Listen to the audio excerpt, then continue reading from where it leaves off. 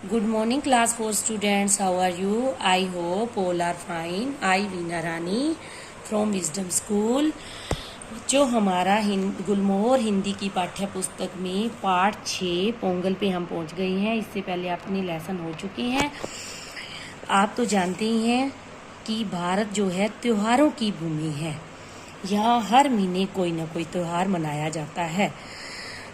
कभी वैसाखी, कभी लोहड़ी, कभी रक्षाबंधन, कोई ना कोई त्योहार हर महीने मनाया जाता है। ऐसे ही त्योहारों में से एक त्योहार है, तमिलनाडु का त्योहार है, उसका नाम है पोंगल। ये जो है धान की फसल कटने की खुशी में मनाया जाता है। तो आज हम इस लेसन को रीड करेंगे। भारत को त्योहारों का देश कहा जाता है। ये बात सही है ना कि भारत को त्योहारों का देश कहा जाता है, क्योंकि हर महीने कोई ना कोई त्योहार होता है यहाँ पे। तो इस देश में शायद ही कोई दिन ऐसा हो जिस दिन कोई पर्व त्योहार न मनाया जाता हो। पोंगल तमिलनाडु में मनाया जाने वाला एक प्रसिद्ध त्योहार है, जो तई नामक तमिल महीने की पहली तारीख को मनाया जाता है। तारीख जिसको आप हिंदी में बोलते हैं दिनांक, और इंग्लिश में बोलते हैं डेट। तारीख। पोंगल तमिलनाडु में मनाया जाने वाला एक प्रसिद्ध त्योहार है, जो तई नामक तमिल महीने की पहली तारीख को मनाया जाता है।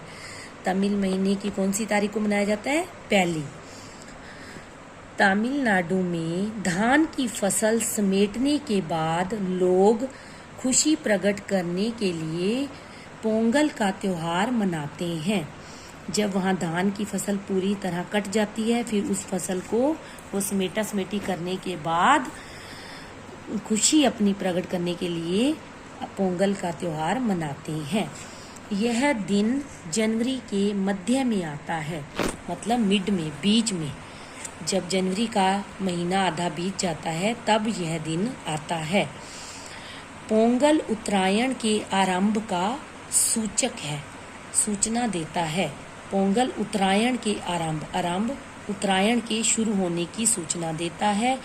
उत्तरायण का अर्थ है सूर्य का उत्तर दिशा में गमन, मतलब जब सूर्य उत्तर दिशा में जाता है तो उसको सूर्य का उत्तर दिशा में गमन, जाना। सूर्य का उत्तर दिशा में जाने का अर्थ है उत्तरायण। उत्तरायण का अर्थ क्या हुआ? सूर्य का उत्तर दिशा में जाना। पोंगल के पहले और बाद वाले दिन का भी पोंगल जितना ही महत्व है। जितना पोंगल के त्योहार का महत्व है, उतना ही उससे एक दिन पहले और एक दिन बाद का महत्व भी होता है।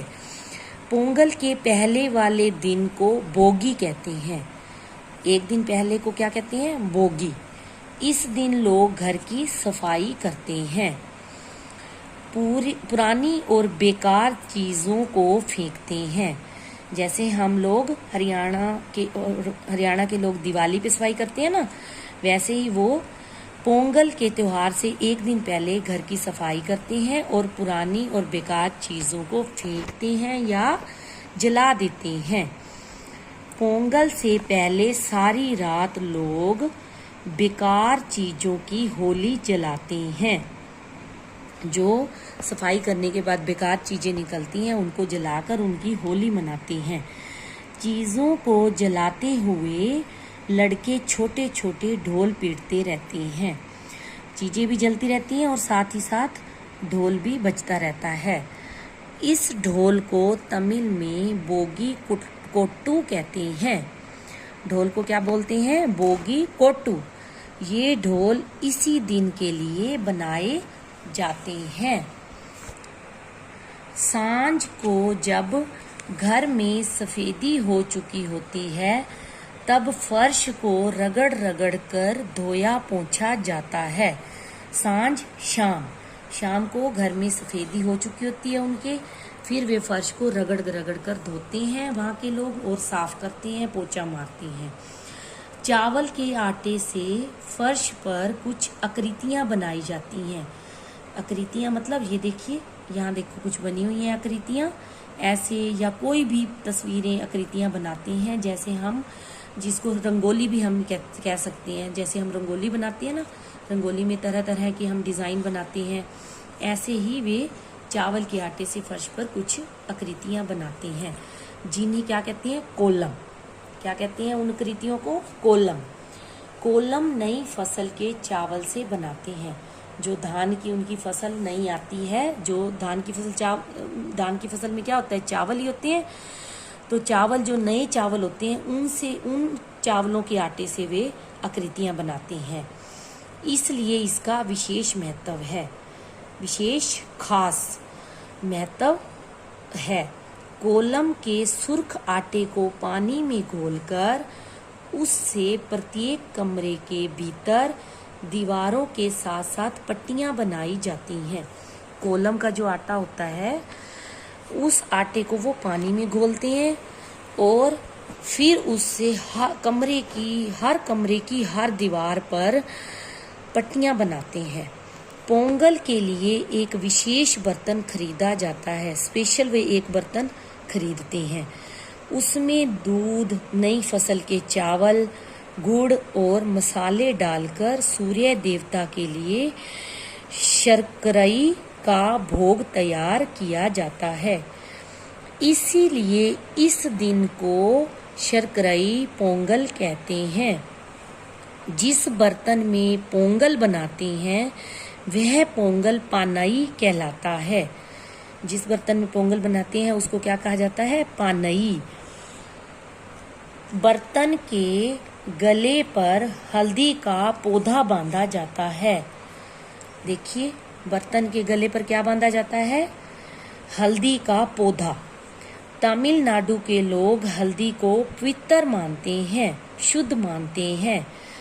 हल्दी और धान की फसल एक साथ निकलती है। जब धान की फसल निकलती है तभी हल्दी की फसल निकलती है। इन्हीं दिनों ईख की फसल भी तैयार होती है। ईख, जिसको क्या कहते हैं हम? गन्ना। गन्ने की फसल, ईख की फसल भी इन्हीं दिनों ही तैयार होती है। पोंगल की पूजा से पहले नए कपड़े पहनना जरूरी है। जब वो पोंगल की पूजा करते हैं तो तब नए कपड़े पहनते हैं, तभी पूजा में बैठने की अनुमति मिलती है। अनुमति, आज्ञा। फिर सबके बीच शर्कराई पोंगल बांटा जाता है। ईख काट काट कर गंडेरियां बनाई जाती हैं। गन्ने को काट काट कर उसकी छोटी छोटी गंडेरियां बनाई जाती हैं। तमिल में ईख को करम्बू और गंडेरी को करम्बू तुंडम कहते हैं। तमिल में ईख को क्या कहते हैं? करम्बू, और उसकी गंडेरियां जो छोटे छोटे टुकड़े जो किए जाते हैं उसको क्या कहते हैं? करम्बू तुंडम कहते हैं। बच्चों, ये जितना लेसन मैंने रीड करवाया है आप लोगों ने भी अच्छे से रीड करना है।